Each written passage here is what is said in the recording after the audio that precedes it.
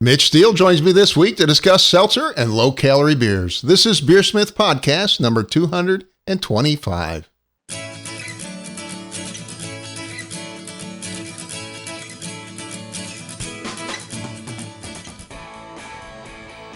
This is BeerSmith Podcast number 225, and it's early November 2020. Mitch Steele joins me this week to discuss seltzer and low-calorie beers. Thank you to this week's sponsors, Craft Beer and Brewing Magazine. Every issue of Craft Beer and Brewing Magazine is packed with articles for homebrewers and beer lovers. They're offering access to videos, brewing courses, exclusive articles, and the amazing Craft Beer and Brewing Magazine. Go to beerandbrewing.com to get your subscription today. Again, that's beerandbrewing.com. And also the Brew Commander, the new brewhouse controller from Blickman Engineering. It's available in electric and gas propane models. The patent-pending Brew Commander is a high-quality brewhouse controller that offers automated step mashing, boil timers, precision temperature control, and advanced settings. Command your brew day with the new Brew Commander. To order yours today, go to blickmanengineering.com for more information. Again, that's blickmanengineering.com. And finally, I urge you to give BeerSmith 3 brewing software a try. If you've not downloaded the new BeerSmith 3.1 update, grab it now as it includes improved data storage, additional dry hop options, new mash pH models, and add-ons and more. To download your free 21-day trial version, go to beersmith.com today. Again, that's beersmith.com. And now let's jump into this week's episode. Today on the show, my guest is Mitch Steele. Mitch wrote the book on IPAs called IPAs, Brewing Techniques and the Evolution of India Pale Ale. Mitch is COO and brewmaster at New Realm Brewing Company in Atlanta, and formerly the brewmaster at Stone. Mitch holds a degree in fermentation science from the University of California at Davis. Mitch, it's a pleasure to have you back on. How you doing? I'm doing well, Brad. How are you? I am enjoying myself so far. You know, I've been working at home for 10 years, so not a big change for me. How about you? How's you guys? Yeah, we're doing fine. We've struggled with this year, just like a lot of brewers, but we've been fortunate that a lot of our beer we were able to put into cans and get out into distribution. And as the draft business across the country dried up and across the Georgia and Virginia dried up, we were able to help ourselves a little bit by increasing our canned beer production. Well, that's very fortunate you were able to do that, because a lot of companies obviously don't have that option. But how have you been dealing with the whole pandemic thing? Well, we're sheltering in place. I've got 3 at-risk people in my house, so we've been taking it pretty seriously. And at New Realm, we're doing some interesting things. I mean, we're doing separation, doing a lot of outdoor seating, and we have a lot of outdoor seating in both of our locations. So that's really helped and allowed us to create proper distancing, and our staff all is required to wear masks, wear gloves, use sanitizer between guest visits on the tables, and we've gone to the app-based menu option, so we don't have to have paper menus out in the restaurant. Yeah. And that kind of thing. And we shut down for a couple of months in both locations because during the early stages when everything was being shut down, and we've kind of gradually opened back up and are building back the business to what we thought it would be. We're still not quite there yet, but like I said, we're in a good position compared to a lot of breweries because we set ourselves up for distribution pretty strongly early on, and we had just opened up Northern Virginia when COVID hit. And so we were able to shift our focus to cans and make up some of the loss of draft. And I think your main one is in Atlanta, right? And then you said you just opened a second brewery in Northern Virginia? Yeah, so we bid on the Green Flash brewing operation in Virginia Beach when it was repossessed by the bank and put up for auction. And this was in 2018. And we ended up getting it, and we've shifted a lot of our production up there, not all of it, but they have a bigger system. They've got a 50-barrel brew house and 250 barrel fermenter. So it was, for me, it was like walking into stone my first day in 2006.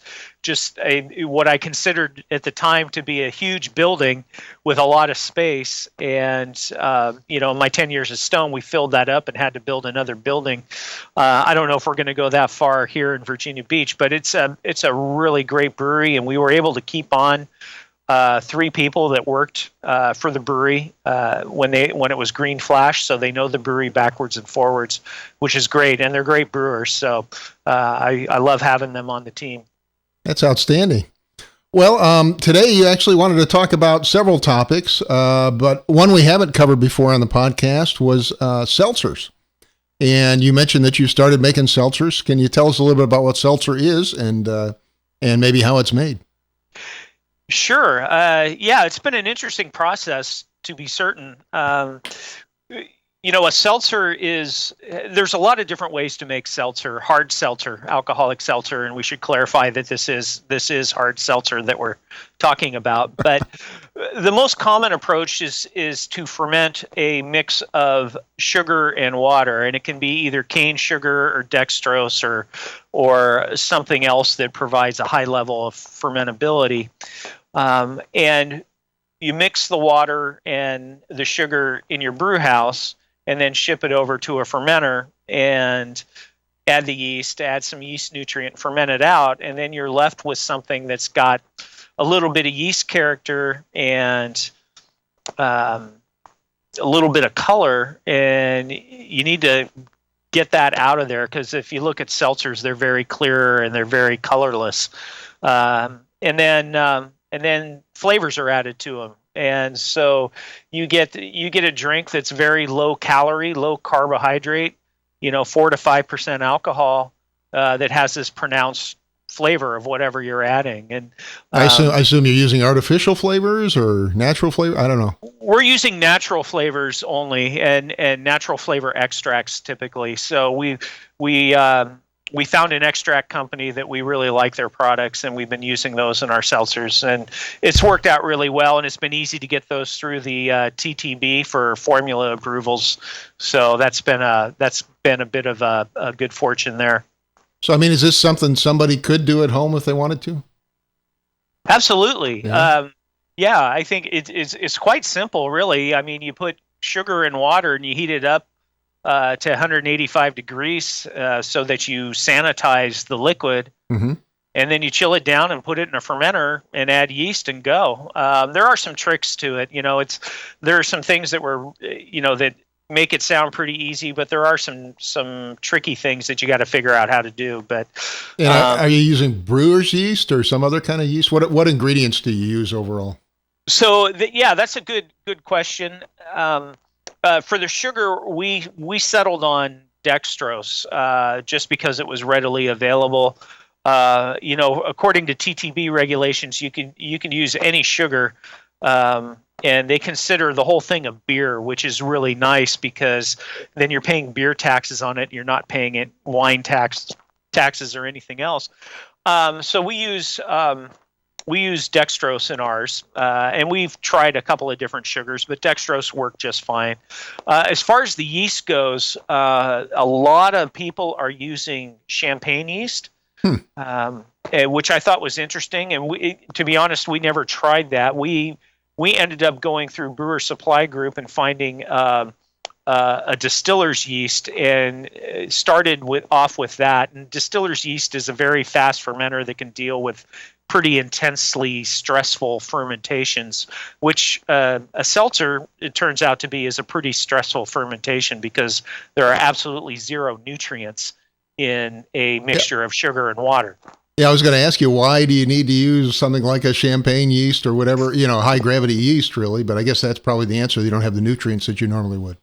Yeah, that's a big part of it. And a lot of people that brew seltzers brew them to a fairly high gravity, like over 20 degrees Plato, and then they water them down. And that's a trick that the large American brewers learned. They were able to get a lot more capacity out of their fermenting cellars when they do that, because they're fermenting at higher gravity and then diluting it after it's finished. But, a lot of people do that with seltzers apparently, and I think that's where the champagne yeast started being used. But we're using a yeast now called Pathfinder, and it comes with yeast nutrient. And I think that's one of the trickiest things about brewing seltzers is coming up with a nutrient combination that allows the yeast to really ferment out all that sugar in the absence of any other nutrients. And we've landed on this Pathfinder pure yeast culture that's got nutrients already added, and it's worked extremely well for us. So we're pretty happy with that process at this point. And I mean, if you weren't going to use that, would you use some other combination of, brewing nutrients that people might be able to get? Yeah, there's a lot of practices out there. I know a lot of brewers are using diammonium phosphate or DAP. Some brewers are just using regular off-the-shelf yeast nutrient, like Yeast X and things like that. And I can't speak to how well those things work, because we found this supply that has its own nutrient base in it, which is mostly DAP, diammonium phosphate, and probably has some zinc in there as well. I can't remember exactly what's in the nutrient pack. Yeah, I mean, DAP is used a lot in mead making, at least, or was for a long time. Yeah. So what are some of the other challenges in making this seltzer? Well, I think one of the main things is, assuming you get a good fermentation and you're down and it's completely dry and everything is completed to your satisfaction, you end up with a liquid that's got a little bit of color, and it also has some haze to it, and it also has some pretty pronounced yeast character. And it's not intense, but it's kind of with our yeast, we get a what I would call a sourdough character to it. And with a seltzer, you want a very neutral base beer. I hesitate to call it beer, but I don't want to call it liquid because that's a sales term. But you want to end up with something very neutral, so that when you add flavor, there's no interference with the flavors that you're adding. And so I was talking with a guy who works for a supply company now for breweries, and he made seltzers for many, many years. And we sat on the phone for about 2 hours. And bottom line, you've got to get some carbon into the seltzer to strip all that stuff out before you add the flavors. A lot of brewers are using carbon impregnated filter sheets. But what we landed on in Atlanta anyway is a process where we just open up the top of the tank and we kind of cast out carbon, activated carbon over the top of the tank, and then it all settles out. And it was recommended to us to do a 24-hour contact with the carbon and then get it off the carbon. So we carbon fine the seltzer, and then we run the seltzer through a centrifuge, and that spits out all the carbon granules, and you end up with a very, very clear, very neutrally flavored liquid, which works great, and it's pretty easy. But I think, if we were going to do this really on a full-scale production, in an operating brewery, I might look at filter sheets or something. But the carbon fining piece and just adding some carbon over the top works really well.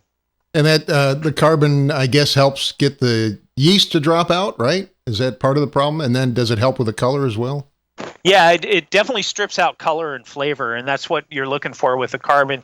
I forgot to mention that we actually do a Biofine process to help get the yeast out before we add the carbon. So okay, so I'm just going to go down the list here. You mentioned color, haze, flavor, and yeast. So what are the steps you're using to eliminate all those?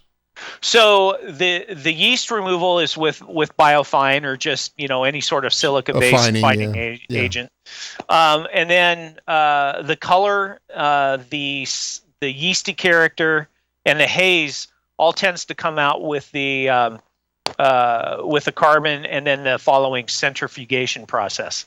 And the haze I think the haze really is pulled out by the centrifuge. But we end up with a very clear seltzer base that that is pretty neutral flavored. And, it took us a lot of trials to kind of figure out the best process for us, but that's what's worked. And how would you recommend doing this at home? Maybe use a carbon filter? I don't know, something like that. Obviously, you can use finings. Yeah, I think it depends on how technical you are as a home brewer. Certainly I know a number of home brewers that have filters and, small plate and frame filters that they run their beer through. And I'm assuming that you can get carbon impregnated filter pads for a little plate and frame filter, but I don't know for sure. Well, I know you can get carbon water filters, for example. Obviously, those are very common. Yeah. You know what? That's a good point, because we talked about doing that, and we talked about setting up a circulation loop on the fermenter and running it through an activated carbon filter housing. And in the end, we tried the fining process, and that worked and was easy. And so we ended up sticking with it. But that's certainly the person I was talking to about making seltzers, who had all the experience, recommended having a surge tank packed with activated carbon and then just circulating the seltzer base through that until it was clear. And that's more in line with using a small carbon filter in a housing, and I think that would work very well. And so after you get this liquid clarified or cleared out a little bit anyways, you're going to go and add flavor additions. And I know you've been working really hard on some flavor additions. What are your thoughts on that? Yeah, I think it's critically important to find flavors that work really well. And that's one of the things that we found is we went through probably 4 or 5 different flavor suppliers and did a lot of benchtop testing where we have a measured amount of seltzer in a beaker or a graduated cylinder, and then we would add the recommended amount of flavor. And most of the flavorings come with a recommended addition amount. So we started off there, and then we adjusted it up or down depending on how we thought the flavor was coming through. But I think it's really a good practice to try a lot of different things, because you never really know what's going to work and what doesn't. And we were surprised and disappointed by some of the trials that we did. We were like, wow, we thought this would be much better.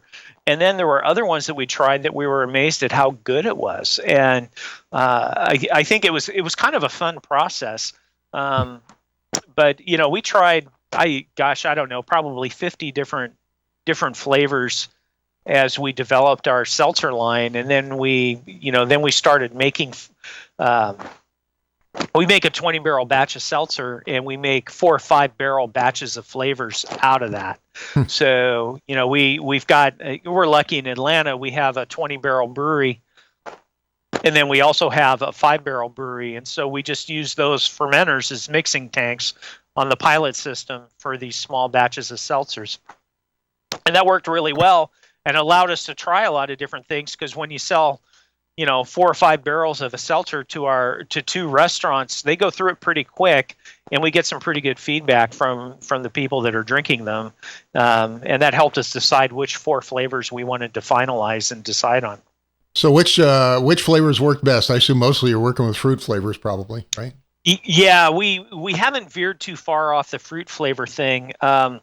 We did a cherry cola seltzer that we all just loved, and it really had an authentic cola character to it. And then we used a blend of 2 different cherry flavors, and it was really popular with our team, but didn't do much in the restaurant. So that was one that we'd love to bring back at some time, but did not make the final cut. But we thought it was very good. We settled on and I hate to use the word settled, because we decided, we decided on black cherry. And the reason we did that was because it's a very popular flavor. It's probably the number 1 seltzer flavor out there. And we ended up using a blend of the same 2 cherry flavors that we used in the cherry cola. And it's very nice. We have a citrus seltzer that is a blend of 3 different citrus flavors. We have a blueberry acai. I'm not sure I'm saying that correctly, but that is a really nice, pretty pungent seltzer flavor. And then the 4th one we're doing is cucumber lime, which is one of those happy accidents. We didn't really expect it to be very popular, and in the summertime, it was our most popular seltzer by far. So that was really kind of cool, and it's a good one. If I'm going to drink one, I'm probably going to drink that. That's awesome. And then, of course, you're gonna finalize this. And I mentioned you said the ABV's similar to a low alcohol beer or something like that, right? It's a little bit higher because you've got less dextrinous material in it. So it's the ABV is 4.5. For ours, it ranges from 4.5 to 4.7% alcohol by volume, and that is designed to keep the calorie count on a 12-ounce serving under 100. So we're typically running 98 to 99 calories. Wow! And then, of course, you're going to artificially carbonate it, right? Correct. Yeah, we've got Carb Stones and just bubble CO2 through the tank, and that helps mix the flavor in as well. And since it's fully fermented, you probably aren't worrying about filtering or some of the packaging concerns you'd have to worry about perhaps with other beverages, right? Yeah, it's really pretty stable, right? It's pretty stable, and from a shelf life standpoint, it's pretty amazing. We've got some seltzer that we did very early on that we put into crowlers, and we tasted them recently, and they still taste just the same way they did when we first made them almost a year ago. So we're going to start putting our seltzers in cans next year, and we're going to give them a 1-year code date, which was a nice surprise. I didn't expect that. That's nice. Yeah. So, I mean, you don't have to worry about a lot of the issues you have to worry about with cider and other things. Yeah. Yeah. Yeah. So, a lot of people are making sweet seltzers, and I imagine that they're adding some sort of preservative or they're pasteurizing. I'm not sure exactly what they're doing, but we just went with dry seltzer that's all end fermented out. Doesn't really pose any sort of risk. Well, I know some beer drinkers look down on the whole seltzer thing, but what are some of the business and practical reasons you're making seltzer now? Yeah, that's something we wrestled with philosophically quite a bit before we actually pulled the trigger and started making some. Here's kind of what swung it for us. Number one, it is the fastest growing category in this mid-level, mid-strength alcoholic beverage, and you can make it with a brewery license. You don't need a special TTB license to make it, so it's pretty easy to slide into your portfolio, and it doesn't cost anything to start doing it. For us, what we found in our restaurants, our 2 restaurants are pretty good sized restaurants, and we get a lot of young people there. Mm-hmm. And we get a lot of people in our restaurants that don't drink beer. They just don't prefer beer. And because of Georgia alcohol laws, we can't bring in wine or guest beers or spirits unless you're licensed to do so. And so we had a lot of people coming in wanting cocktails and wanting wine, and we couldn't give it to them. Legally, we just couldn't serve it. And so seltzers provide us with a reasonable alternative to beer for those people that come in that don't like beer, which is a pretty good amount, especially on the weekends. I mean, we get some hardcore real beer fans in here a lot, but on the weekends we get people. We're located on the Beltline in Atlanta, which is a walking path that is probably we're on the busiest stretch of it. And on weekends when the weather is nice, there are thousands and thousands of people that walk past our restaurant, and a lot of them just pop in to get a drink, and they don't know craft beer or anything. They just see a place that looks cool and they come on in, and having seltzers in the lineup for them has been a huge bonus for us. I mean, how does that compare with some of the other popular alternatives that brewers are making, like cider, for example? Yeah, with cider, you need to have a winery license, and that's why we haven't done ciders. And we have made a beer a couple of times for Virginia Beach, because ciders apparently are very popular in Virginia Beach. And we've made a beer that's the 49% of the fermentables come from apple juice. Mm-hmm. So it's technically still a beer, but it's got a lot of cider characteristics to it. And that's been kind of fun. And typically we add very low hopping, and we'll add another fruit, so you get like a raspberry cider or a cherry cider or something like that. And it's quite drinkable and quite good, but it's not gluten free, and that's the big draw of seltzers and ciders. one of the big draws. Well, yeah, that's absolutely true. Yeah, a lot of people are gluten, have gluten sensitivity issues. So, yeah. Any closing thoughts on the seltzer before we jump to topic number 2, I guess, or maybe how somebody might do this at home. Yeah, I think the couple of the key points, if I was gonna brew one at home, I'd want to make sure I had very very neutral water, no chlorine in the water. So, distilled water with a little bit of mineral additions, because the calcium is going to help your yeast, is probably the best way to go. Get a yeast that can handle, a high gravity fermentation or fermentation without a lot of nutrients.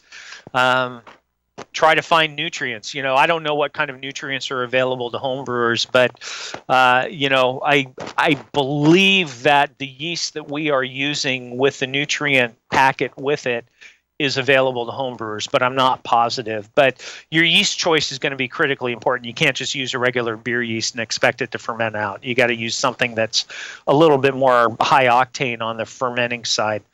And then make sure it's end fermented, that it ferments out. So you got to watch your aeration. Make sure you aerate it properly. You don't have to aerate it any more than beer, or wort, but just make sure that you've got good aeration in your fermenter. And then I think just sprinkling carbon over the top, if you're fermenting in a carboy or a small fermenter, homebrew size fermenter, just sprinkling carbon over the top. And there's an addition rate that's out there, and I don't remember how much we're using. I wish I could share that. I just don't remember. But it works pretty well. Leave the carbon on for a day and no longer than a day, because otherwise it starts releasing flavors, apparently. That's what we were told. Interesting. And then, at that point, I'd probably just rack the seltzer off the carbon. The carbon should settle out at the bottom. And you can rack it off or go through a filter like we talked about, a small filter. Yeah, a carbon filter is possibly an alternative. Yeah. I just had a quick question popped into my head. How low is the gravity that you're working with, at finishing gravity that you're working? I assume it's below 1, right? Yeah, it's usually in between -1 and -2, usually right in the middle, right around -2 Plato, then it would be, right? Yeah. Yes. Yeah. Interesting. Well, the second topic you wanted to actually cover was low-cal and low-carb beers. And I get this question all the time. How can you make a low-cal beer or a low-carb beer for people that are on low-carb diets, for example? So I throw it over to you. How do you do it? Well, there's really no way to get the calorie content in a regular strength beer below 100 unless you're using an enzyme. And what I'm talking about is an amyloglucosidase enzyme, or an enzyme that's going to break down all the dextrins in your mash or your wort into fermentable sugars. And so that's what we're doing. We are adding an enzyme in the mash. We're holding the mash for a long period of time, and then we're mashing off at a low temperature. We have a separate lauter tun, so we do a mash off process. But when we were doing these on our pilot system, we just held it from avoided sparging for a long time to keep that enzyme active in the mash and really break down the residual dextrins. And that's kind of the key to brewing these beers. Start off with a low gravity beer, add the enzyme. So you want your gravity to be somewhere. You talking about planning for like a 5% beer or something, 4% beer? Yeah, 4% alcohol. So if you get the enzyme activity, your original gravity only needs to be 7 to 8 degrees Plato. Right. And that gets you a beer that's, right around 4, maybe just over 4% alcohol. The enzyme also means that you don't have any residual dextrins in the beer. And so you've got a low carb product just by by the nature of what you're brewing. And this whole thing for us, and I know other people have been doing low carb beers for a long time. And Michelob Ultra's been out there for close to 20 years now. But when we were doing brut IPAs back, a couple of years ago when those things first hit, and we were using the Enzyme, and we were brewing beers that were 6 to 7% alcohol, and I was looking at the calorie contents on those beers, and it just was like a light bulb going off. I'm like, shoot, if we hit a 4% alcohol beer, we'd be under 100 calories, and we'd probably be under 5 grams of carbohydrates, and so we started brewing low alcohol versions, because brut, as you know, kind of came and went. Brut IPA came and went. Yeah, I think we talked about it in a previous episode that you were on. Yeah. Yeah, and then it promptly died as a style, I think. Like Zima, right? Right. But anyway, we just kind of transitioned into doing low alcohol beers, and trying to get low calorie and low carbohydrate beers. And our internal name for this beer is Better For You IPA, but that's not what we're going to call it. That's just kind of a category descriptor that we use internally. But we did several versions of it. And people that are watching their carbs, that are on keto diets and that kind of thing, really seem to appreciate it. So that's been good. And we're going to start putting this in cans next year as well. Nice. I wanted to ask you about the enzymes that you're using, and also what are some of the brewing challenges when you add these enzymes to the beer? Yeah, that's a good question. I think, when I first was learning about brut IPAs, there were brewers that were adding this amylase enzyme in the fermenter. And that really gets you dry. I mean, that gets you bone dry, because that enzyme just acts and acts and acts and acts throughout the fermentation. Mm-hmm. But it's a little bit uncontrollable. And the problem that we ran into, which I probably talked about when we talked about brut IPAs back in the day, but the problem that we ran into with that process was that the residual effect of the enzyme impacted the next beer that went through that fermenter. Oh, wow. It got into the gasket material or something. And even though we CIP'd the fermenter, we did not strip clean it. And so the next beer we brewed into it, which was an IPA, just a regular IPA, I think it finished around 1 degree Plato. And we're like, okay, something's wrong here. It's not good. Yeah. And so, our big concern when we started thinking about doing this on a production level was, we can't have active enzyme in this beer and run it through a can line with a lot of soft parts. Otherwise, we're going to have enzymatic activity in our other beers as they get canned. And so we started researching how to do it in the mash. And when I was with Anheuser-Busch... That's interesting. I didn't know you were doing it in the mash, actually. Yeah, and so we use a low mash temperature, 147 or so, and we add the enzyme, and we hold it for about 3 hours. And the enzyme does its thing. And then, like I said, when we transfer to the lauter tun, we don't do a normal heating up process. Normally brewers will heat their mash up to maybe 165 to stop the enzymatic activity. Call the mash out, right? Yeah, right. And, control your fermentability. And so we don't do that. We allow that enzyme to continue working as long as possible. And so we don't do a mash out temperature. We just send it over at 147 into the lauter tun, and let it rest through vorlaughing. The foundation water that we use in the lauter tun is also low temperature. Normally it's 165 or 170 degrees Fahrenheit, and we don't heat it that high for this beer. We actually go with a lower temperature, and I think that helps keep the enzyme activity running until we start sparging. Interesting. So, I mean, are you killing it off in the sparge, or are you killing it off actually when it gets to the boiler and starts hitting boiler temperatures? I think it's mostly killed off by sparge, but because these are so low gravity beers, we tend not to have to sparge a lot. So I suspect that we're getting the real enzymatic kill in the boil. And then I assume the boiling temperature kills it off. And then the other question I want to ask is, do you end up with contamination issues in the mash tun now? Not that we've seen. Interesting. Yeah. Because when we follow it with a regular beer, we're raising to mash off temperature and killing the enzyme, and and then running it through the lauter tun and sparging with 170 degree water. So we have not seen any residual impact in the mash tun from using the enzyme in it. That's a good question, though. Yeah, I just wondered because obviously, you run that risk, I guess, but it depends on what the range of temperature is for that enzyme. I have no idea when it actually cuts off, I guess. Yeah, I think it's around 160. I'm not positive. We looked at that number when we figured out how we were going to do this.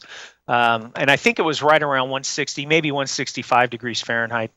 So, I mean, that's pretty cool. So you basically just run this enzyme through, it breaks down the dextrins while you're in the mash. And then I assume you go with a regular boil and a regular process from then on, right?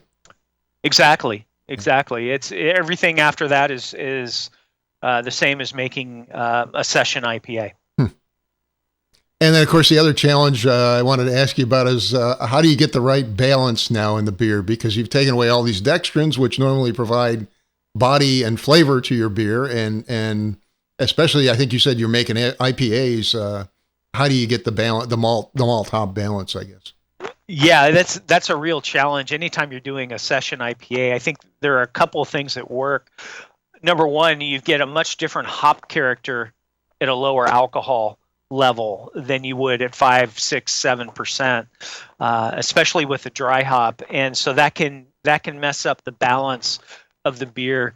And then the other thing is that without those dextrins in the beer that give it body, those dextrins also counteract and balance out the bitterness from the hops. So with a beer like this, with a low alcohol, low carb IPA, we found that about 20 to 25 IBUs is the most you want to have in it. Otherwise, it just is overwhelmingly bitter. So you're basically killing or significantly reducing the hop inputs, right? I assume probably throughout the process, no? Because you're also doing dry hop and whirlpool too, right? Yeah, and most of our beers we dry hop at about 1.5 to 2 pounds per barrel total.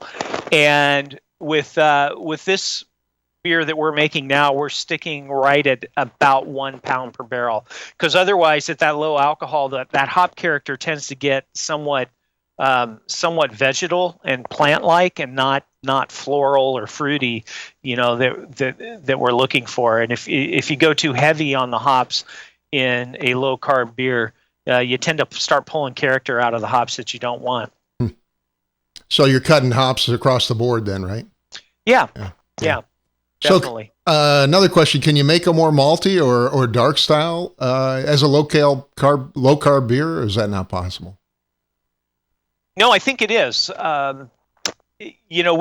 We started off doing a pretty traditional IPA, just using a base malt and no colored malts, and then we ended up deciding to make ours a hazy IPA, and so we're adding about 30% wheat, and we do see some differences in the enzyme activity when we made that change. We weren't getting quite as effective enzyme activity, but we were getting a little bit more dextrin in the beer and a little bit more body. So, as long as we were able to maintain the calorie count that we were looking for, we thought that would be okay. But I would imagine that using a dark malt would not seriously impact the ability of the enzyme to break down the dextrins. And most of those dextrins in dark malt, I don't know for sure. I think that's something worth looking at. But certainly, when you look at a beer like Guinness Stout that's 4% alcohol and is very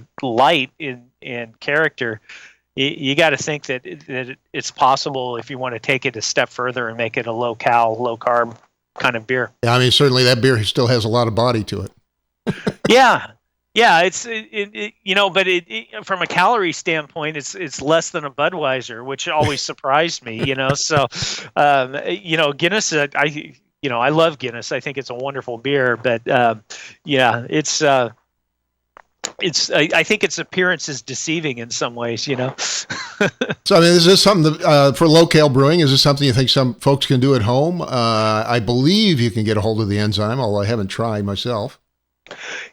Yeah, I believe you can too, and I think apart from that, it'd be pretty simple. And certainly, if you have experience brewing a session IPA, you can make a low-cal IPA.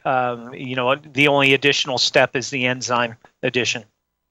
And everything else you're doing basically the same, right? Yeah, with the reductions in hops, when I did a session IPA at Stone, I actually hopped it very heavily, and it was a hop tonic. I think some of the negative feedback we got on that beer was that it was just overwhelmingly hoppy and not balanced, which I took that and tried to learn from it. Yeah, that's so I think as long as you dial back on your hopping and dial back on the bitterness to account for the fact that you've got nothing to balance those things out, you're going to be okay. Interesting. And then I think the last thing you want to talk about was the popularity of non-alcoholic beers, which of course is sort of taking the low-cal to the extreme, right? It is. I don't know where this is going to go. It's something we've been keeping our eyes on for a while. And what I'm hearing is that in Europe, it is becoming very popular. And in fact, I've reached out to some of my friends in Europe, and they confirm that. They tell me that people are, they'll drink non-alcoholic beer all day long, instead of drinking water or drinking soda or tea or whatever. And I've seen that in action on some of the Zoom calls I've been on. People are just drinking non-alcoholic beer, and it seems to be a much bigger thing in Europe than it is in the United States, and probably bigger than it ever will be in the United States. But just the same, it's a trend that I think bears watching, because a lot of people are looking at, as they get older, cutting back on their alcohol intake and cutting back on their calorie intake. And so we've been researching NA beers, and I knew a fair amount about brewing NA beers back when I was at AB. We made O'Doul's, and then I was involved in the formulation of O'Doul's Amber.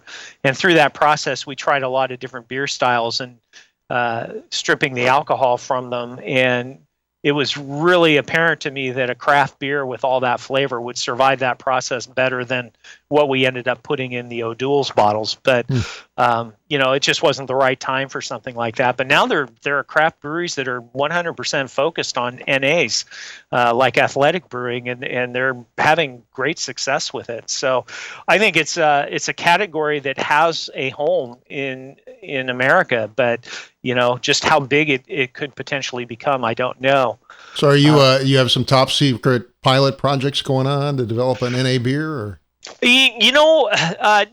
Not really yet. So we have done some, and I was talking with a supplier of a reverse osmosis alcohol stripper, and I think they're based in Minnesota, and they offered to run some beer through their system for us so we could check it out. Mm-hmm. And we took our Munich Dunkel and our German Hefeweizen and ran them through this process, and then they sent the kegs back to us.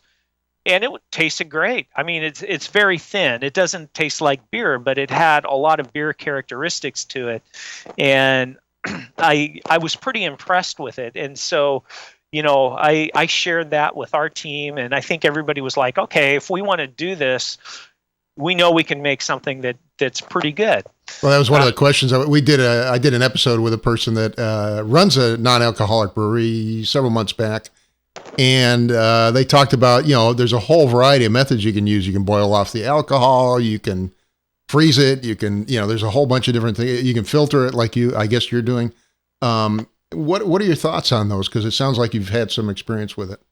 Yeah, there are a lot of different ways to do it. I think one of the more popular ways and the easiest ways is to use a yeast that does not produce alcohol when it ferments. And I know I've heard that the Heineken NA product is made that way. They have a yeast that does not ferment maltose, apparently. I know that in the past, even, back when it was just the big three American brewers that were making non-alcoholic beers, I think Coors was also using what was called an arrested fermentation method, which is where you brew something that's got a very low gravity, and you throw yeast in there, and you allow the yeast to start, but then you stop everything. You pull the yeast off, you chill the tank down, and that way you get some fermentation esters in the product, but you don't get the alcohol. And in my mind, those were always very, very sweet and very hard to manage. But I was talking with my friend Ollie Veselo, who brews in Hamburg, and he's brewing 2 of these beers now, and he uses a newer strain of yeast that doesn't ferment maltose, and he's adjusted his gravities properly, and so that he gets the right balance of flavors and not too much sweetness. And then he dry hops it and makes it an IPA, and he says it's become his most popular beer. Wow, that's crazy. And I'm like, oh boy, okay. I think the most common method, at least what I see out there, is a vacuum distillation process where you're under a vacuum, you're heating the beer up and evaporating the alcohol off of the beer. And you can do that when you have a vacuum, the boiling point of alcohol is reduced significantly. So you can heat the beer up, and I don't want to misspeak, but the temperature is, I don't know, 120, 130 degrees Fahrenheit. Yeah, maybe? I mean, normally alcohol burns off maybe like 170 something, I think, but yeah, and of course Fahrenheit. Yeah, and so the vacuum process, putting the beer under a vacuum, reduces that boiling point of alcohol. So you don't necessarily heat treat the beer. It's not just boiled and the alcohol's boiled off. It's a process where you're separating out the alcohol and leaving everything else behind at a temperature that doesn't do a lot of damage to the beer flavor, which is really important. And you mentioned doing an osmosis filter. That's a method I hadn't heard about. They have some kind of a filter that can just remove the alcohol, I guess.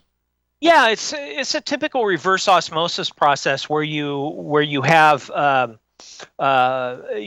you run the process at the start to create a liquid that has everything in the beer. Pulls everything out of the beer, and then I believe what you do is you heat that product up and remove the alcohol from it. So you've got no alcohol on one side of the membrane. And then as you're passing your beer on the other side of the membrane, the alcohol then goes through via osmosis into that other solution. And you end up, but none of the beer flavor is stripped out because that solution already has all. And it sounds like you're avoiding heating a lot of the beer flavor, which is where some of the off flavors come off from a traditional distillation, I think. Yeah.